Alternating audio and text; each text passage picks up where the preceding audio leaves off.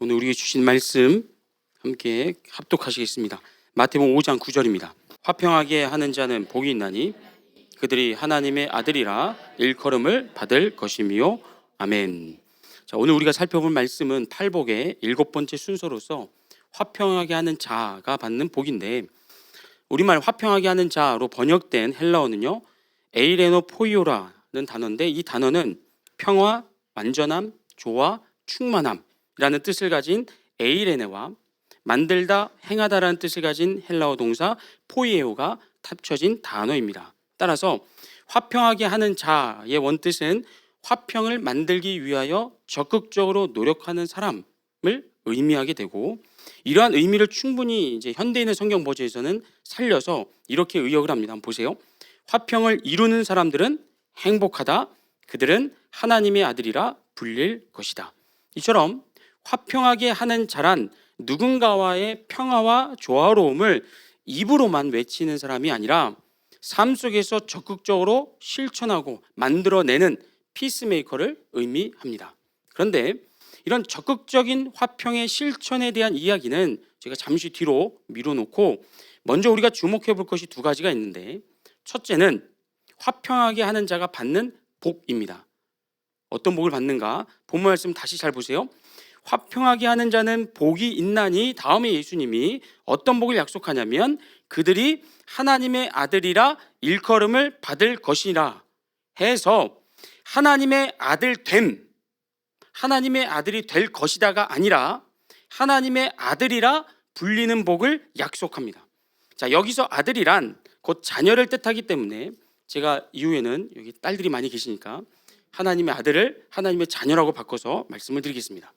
여러분, 만약에 예수님께서 화평하게 하는 자에게 하나님의 자녀됨을 약속하셨다면 이 말씀은 이렇게 됩니다. 현재 하나님의 자녀가 아닌 자, 즉 아직 구원받지 못한 불신자들을 대상으로 하는 말씀이 되고요. 그 의미는 이렇게 되죠. 너희가 하나님의 자녀가 되고 싶다면 뭐 하라고요? 화평을 실천해라.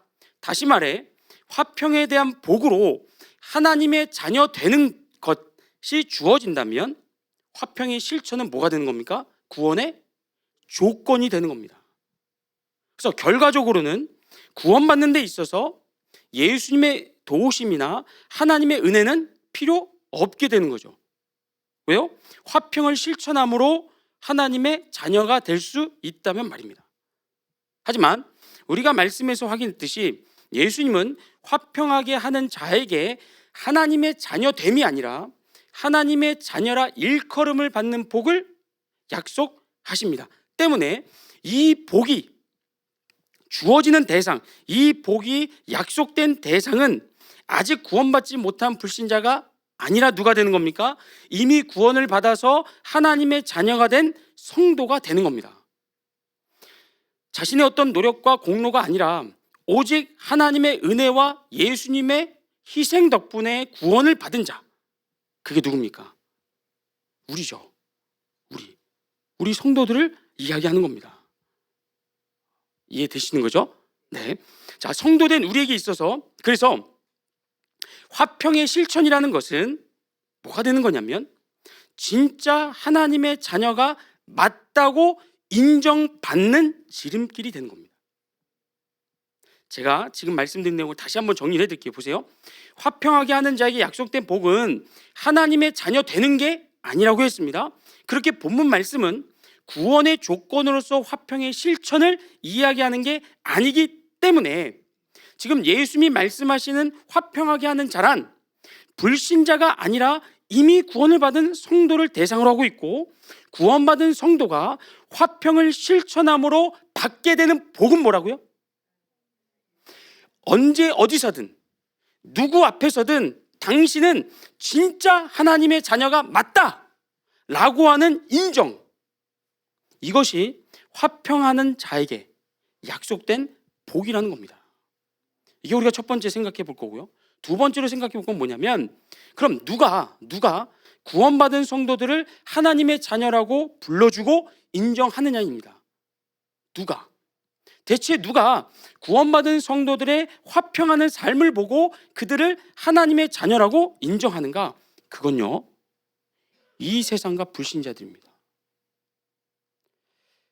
제가 이제 참고했던 주석들 대부분이 이렇게 얘기하더라고요. 화평하기 위해 노력하는 성도들을 하나님의 자녀로 인정하는 분은 하나님이시다, 이렇게 얘기를 하더라고요. 근데 이게 틀린 건 아닙니다. 아주 틀린 건 아닌데, 왜냐하면 하나님께서 분명 우리 성도들에게 화평한 그 직분을, 화목의 직분을 사명으로 주셨기 때문이요. 고린도후서 말씀을 보세요. 모든 것이 하나님께로 났으며 그가 그리스도로 말미암아 우리를 자기와 화목하게 하시고 또 우리에게 화목하게 하는 직분을 주셨으니 곧 하나님께서 그리스도 안에 계시사 세상을 자기와 화목하게 하시며 그들의 죄를 그들에게 돌리지 아니하시고 화목하게 하는 말씀을 우리에게 부탁하셨느니라. 아멘. 보시는 것처럼 하나님은 구원받은 우리 성도들에게 화목하게 하는 직분을 사명으로 주셨습니다. 그러니까 우리가 화평을 실천할 때 하나님은 이를 어여삐 보시면서 우리를 하나님의 자녀라고 인정하실 수가 있는 겁니다. 그런데 여기서 조금만 더 우리가 깊이 생각해 보면 이겁니다. 과연 우리 하나님이 화평의 실천을 기준 삼아서 순종하는 성도는 하나님의 자녀라 인정하시고 그렇지 않은 성도는 자녀됨을 부인하시거나 파기하시거나 부정하는 분이냐 말입니다. 우리 하나님이요. 자녀를 낳고 기르신 부모님들께 질문을 드립니다. 여러분 가운데 자녀들의 행동이나 행실을 보고 자녀됨을 평가하거나 판단하시는 분이 계십니까? 내 말을 잘 들을 때만 내 자식으로 인정되고 듣지 않을 때는 남의 자식처럼 홀대하고 매정하게 내치는 그런 부모가 있냐 말입니다. 자녀를 향한 부모의 사랑은 그 자녀가 말을 잘 듣든지 들지 않든지 크게 상관이 없습니다. 내 자녀에 대하여 남들이 이러쿵저러쿵 떠들어대고 아무리 나쁘게 이야기한다고 하더라도 내가 고통 중에 해산하고 힘써 길러낸 자식은 세상이 두 쪽 나더라도 뭡니까? 사랑스러운 내 자녀가 됩니다. 그죠? 이게 자녀를 향한 부모의 사랑입니다. 그런데 하나님의 사랑은 이런 부모의 사랑보다 더 위대하다는 거죠. 이사야서 말씀 보세요. 49장 15절 같이 읽습니다. 시작.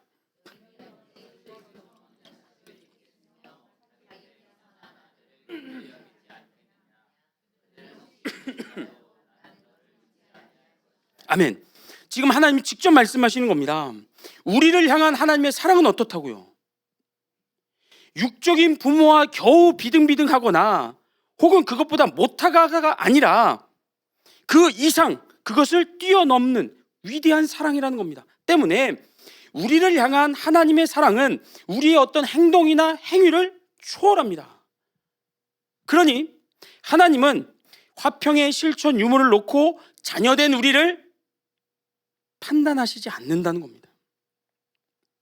하나님의 은혜로 말미암아 자녀된 성도들이 아무리 못나고 연약하고 볼품이 없다고 해도 우리를 향한 하나님의 사랑은 절대로 변하지 않습니다. 그러니까 이런 하나님을 평가자로 언급하는 것은 저 개인적으로는 좀 꺼림칙합니다. 자, 그렇다면 대체 누가 성도들의 행실을 보고 화평하는 것을 보고 하나님의 자녀됨을 평가하는가? 앞서 말씀드렸듯이 그것은 이 세상과 불신자들입니다. 그들이 우리를 평가합니다. 근데 여기서 여러분 오해하시면 안 돼요. 뭐냐면 성도를 향한 세상과 불신자들의 평가가 성도들의 구원을 좌우하는 건 아닙니다. 정확히 이해하셔야 돼요. 오늘 본문 말씀을 가지고 세상과 불신자로부터 하나님의 자녀라 인정받는 성도만이 참이고 그렇지 못한 성도는 가짜다? 이렇게 절대 오해하시면 안 됩니다. 말씀드렸듯이 하나님의 자녀됨은 우리의 행위와 행동을 초월해 있습니다. 따라서 화평을 실천하든지 안 하든지 성도의 구원에는 아무런 문제가 없습니다. 그러면 이런 질문이 따라오죠. 예수님은 왜 성도를 향한 세상의 평가와 인정을 복이라고 말씀하시는가? 화평을 실천하든 하지 않든 성도의 구원에는 아무 문제가 없다고 말씀하면서도 왜 성도를 향한 세상의 평가와 인정을 복이라고 하시는가? 그건요, 잘 들으셔야 됩니다. 우리 성도들을 하나님의 자녀라 일컫는 세상의 평가가 하나님께 큰 영광이 되기 때문입니다. 구원받은 성도들이 화평의 실천을 통하여 세상으로부터, 불신자들로부터 하나님의 자녀라 인정받는 것이 하나님께 뭐가 된다고요? 큰 영광이 된다고요. 자, 마태복음 말씀 보세요. 마태복음 5장 14절부터 16절입니다. 같이 읽을까요? 시작. 너희는 세상의 빛이라. 산 위에 있는 동네가 숨겨지지 못할 것이요, 사람이 등불을 켜서 말 아래 두지 아니하고 등경 위에 두나니 이러므로 집안 모든 사람에게 비치느니라. 이같이 너희 빛이 사람 앞에 비치게 하여 그들로 너희 착한 행실을 보고 하늘에 계신 너희 아버지께 영광을 돌리게 하라. 아멘. 여러분, 하나님께서 우리 성도들, 구원받은 성도들을 세상 속에서 어떤 위치와 역할로 세우셨답니까? 우리를 저 깊은 산 속으로 보내서 인적이 없는 그런 그곳에 꼭꼭 숨기시고 우리 혼자 신앙생활 잘 하라라고 우리를 구원하시고 세상에 남겨두신 겁니까? 그게 아니라는 겁니다. 구원받은 성도들을 세상의 빛으로 삼아 만천하에 드러내고자 하십니다. 왜요? 우리가 가진 빛을 세상에 비추라고요. 그러면서 마태복음 5장 16절은 우리가 세상에 드러낼 빛을 가리켜서 착한 행실이라고 말씀하고 있습니다. 착한 행실. 그러니까 얼굴 막 번쩍번쩍하고 막 미스트 막 뿌려대고 이래서 빛을 내는 게 아니라 우리가 세상에 드러낼 빛은 뭐라고요? 우리의 착한 행실이라고요. 근데 중요한 건 뭐냐면 그 이유와 목적이라는 거죠. 이유와 목적. 세상의 빛으로서 우리가 세상 사람들에게 착한 행실을 실천해야 하는, 드러내야 하는, 나타내야 되는 이유와 목적은 뭐냐? 그것을 통하여 세상 사람들이 어떻게 해요? 하나님께 영광을 돌리게 하려 함입니다. 다시 말하면 우리의 착한 행실 자체가 하나님께 영광이 되는 게 아닙니다. 성도의 착한 행실을 통해서 도움을 받고 고난을 견디고 살맛을 되찾고 건강을 회복하고 어두운 인생의 터널을 통과한 세상 사람들이 자신들에게 그런 은혜를 베풀어 준 성도들을 가리켜 그 성도들을 세상의 빛으로 세우신 하나님께 감사와 찬양을 올려드릴 때 그게 하나님께 영광이 된다는 겁니다. 그리고 이 영광을 목적으로 하나님이 우리 성도들을 세상의 빛으로 세우시고 착하게 살라고 우리에게 명령하고 있다는 겁니다. 화평의 실천도 이와 동일합니다.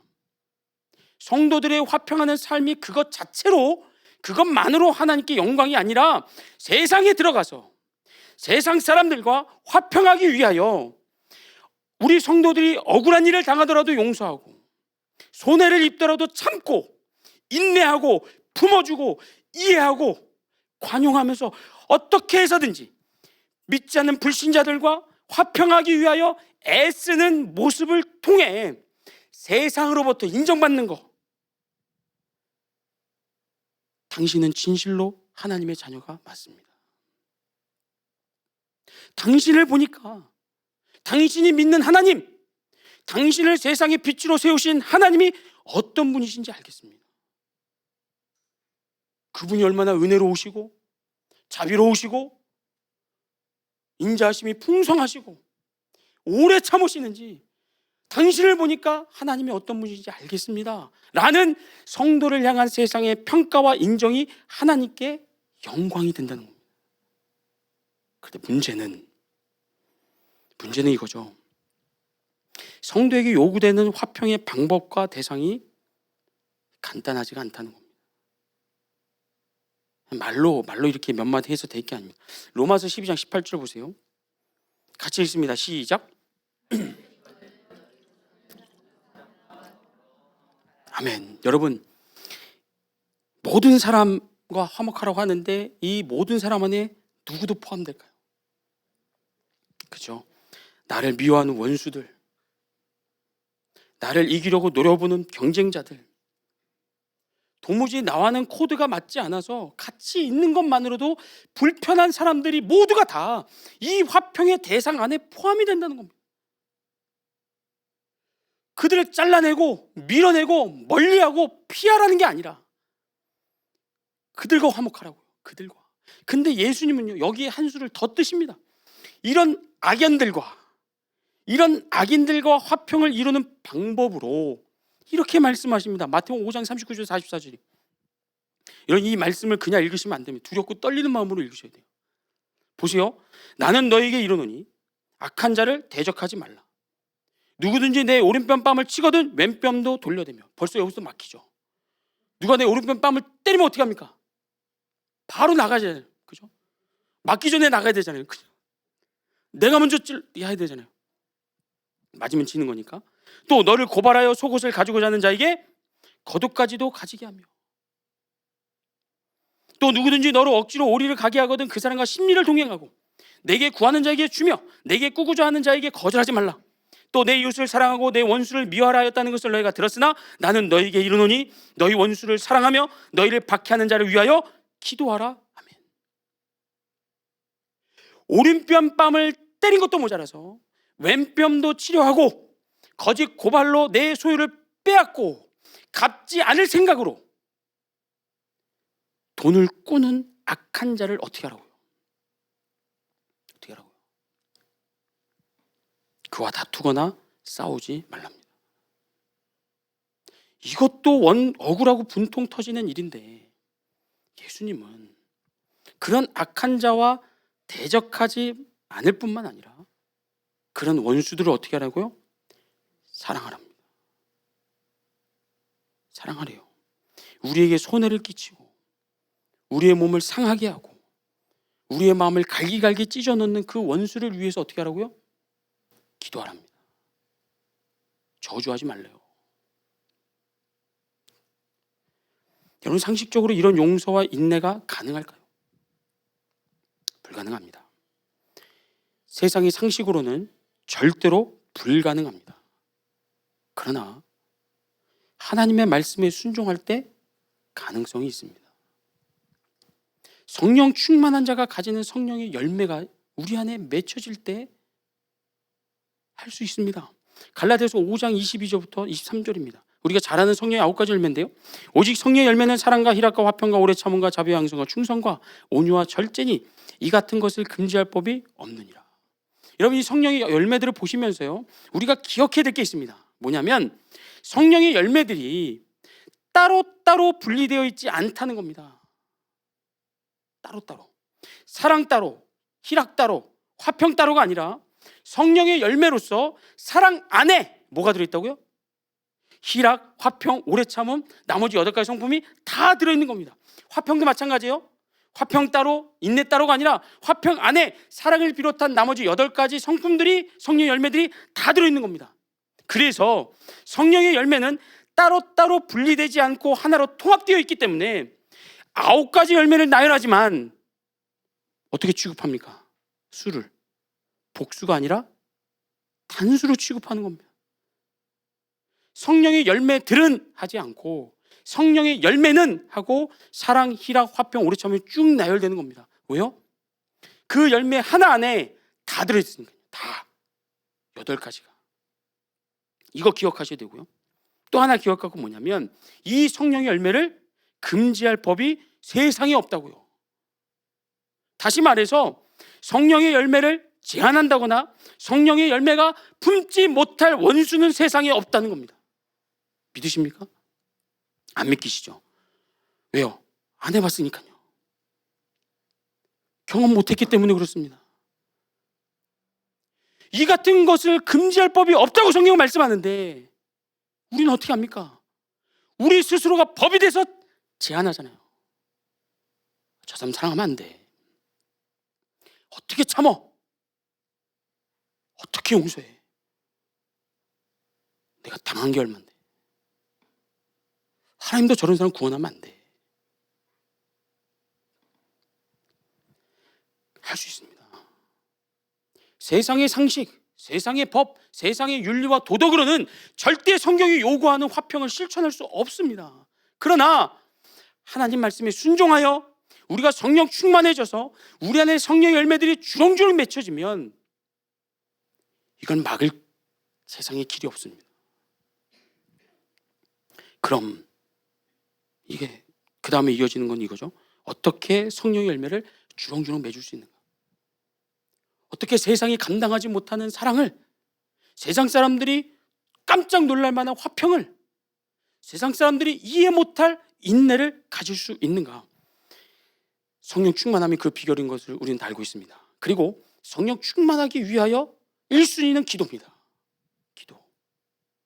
성령 충만함을 여러분 구하셔야 됩니다. 구하라, 찾으라, 두드리라. 그리하면 너에게 성령을 선물로 주시리라. 분명히 우리에게 약속되어 있습니다. 기도하는 겁니다. 그런데 성경은 기도와 함께 성령 충만의 비결로서 또 하나를 강조합니다. 뭐냐? 에베소 5장 18절부터 보세요. 에베소 5장 18절 같이 있습니다. 시작.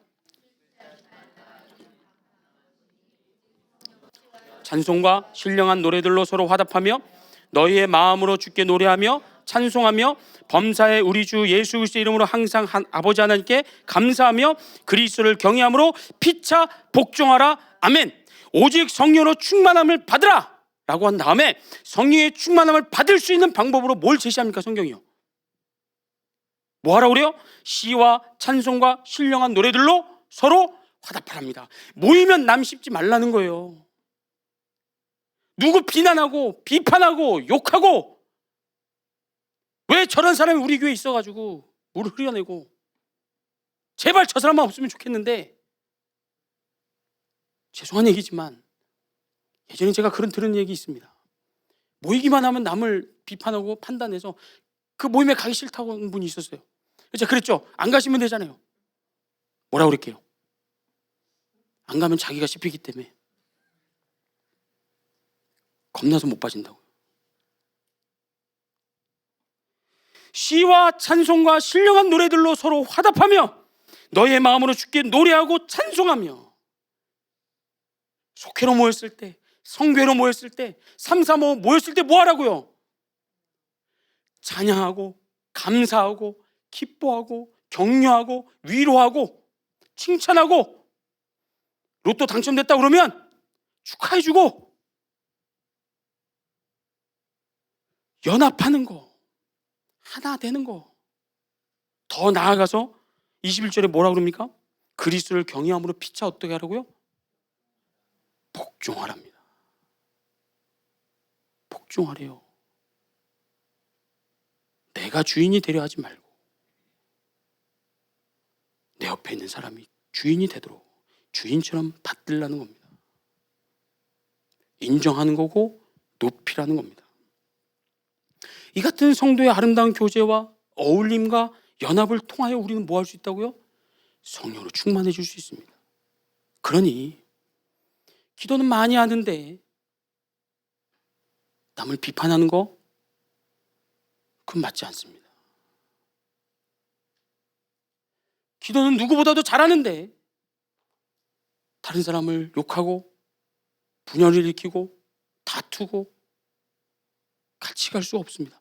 기도는 성도의 연합, 기도는 성도의 어울림, 기도는 성도의 교제와 같이 가야 되는 겁니다. 그럴 때 우리는 성령 충만해질 수 있고요. 그런 성령 충만함 속에서 우리는 세상의 법이 금할 수 없는 성령의 열매들을 가득 맺힐 수 있습니다. 이제 말씀을 정리하려고 합니다.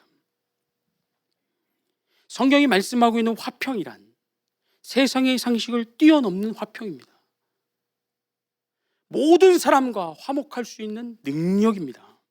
그리고 그런 능력, 화평의 능력을 통해서 성도들은 세상으로부터, 불신자들로부터 하나님의 자녀라 인정을 받을 수 있습니다. 그리고 이렇게 성도들이 세상 사람들로부터, 불신자로부터 하나님의 자녀라 인정받는 것을 통하여 우리 하나님은 영광을 받으십니다.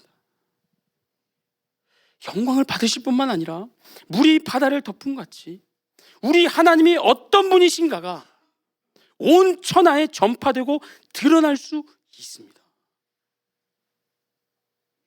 그런데 그 시작이 뭐라고요? 기도와 함께 성도 간의 연합이라는 겁니다. 그런 여러분, 여기서 실패하시면 안 됩니다. 여기서 포기하시면 안 됩니다. 교회 안에서 연합도 못하면서 세상에 나가서 화평을 한다고요? 사자성어로 어불성설이라고 합니다. 집안에서 새는 바가지 밖에 나가면 당연히 셉니다. 하나님의 자녀들끼리 모여서도 연합하지 못하는데, 용서하지 못하고 사랑하지 못하고 격려하지 못하고 품어주지 못하는데 믿지 않는 사람을 사랑한다고요? 죄송합니다. 거짓말하지 마시기 바랍니다. 거짓말입니다. 그리고 성도의 연합이 이루어지지 않는다면 아무리 많이 기도해도 성령 충만하기를 굉장히 어려울 수 있습니다. 단어가 생각이 안 나네요. 굉장히 어려워집니다. 그럼 성령의 열매는 맺혀지지 못합니다. 그럼 화평은 당연히 실천되지 못합니다. 그럼 그런 성도들을 통해 하나님의 영광은 가려집니다. 가로막혀집니다. 그리고 그런 성도들을 통해 세상은 하나님을 오해합니다. 당신을 보니까 참 하나님은 이기적이시네요. 참 하나님 쫀쫀하시네요. 참 하나님 그런 분이네요. 사랑하는 성도 여러분, 우리에게 주어진 인생은 단 한 번뿐입니다. 우리에게 허락된 신앙생활도 단 한 번뿐입니다. 이 한 번밖에 없는 이 신앙생활을 통해서 하나님의 영광을 가리는 존재가 아니라 하나님의 영광을 드러내고 밝히고 더 확산시키는 하나님의 자녀라 일컬음을 받는 그런 복된 성도님들 다 될 수 있기를 주의 이름으로 축복합니다. 아멘.